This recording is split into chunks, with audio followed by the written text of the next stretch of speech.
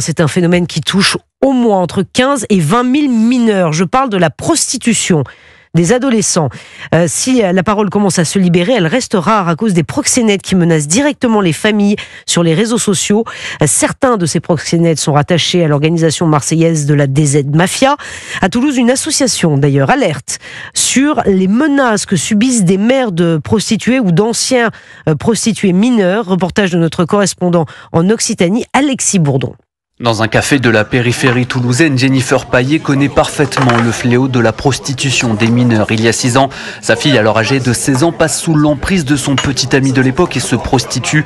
Depuis, avec son association Nos Ados Oubliés, elle lutte avec des mamans devenues la cible des proxénètes. Ces individus-là se revendiquent être de la DZ Mafia. Ils ont beaucoup de renseignements sur la maman, l'identité de la maman. On peut considérer du coup victime, pas uniquement la jeune fille, mais victime la famille au sens large. Et ils ont cruellement besoin d'être soutenus. Les réseaux sont extrêmement difficiles à démanteler puisque tout ou presque passe sur les réseaux sociaux ou via des messageries cryptées.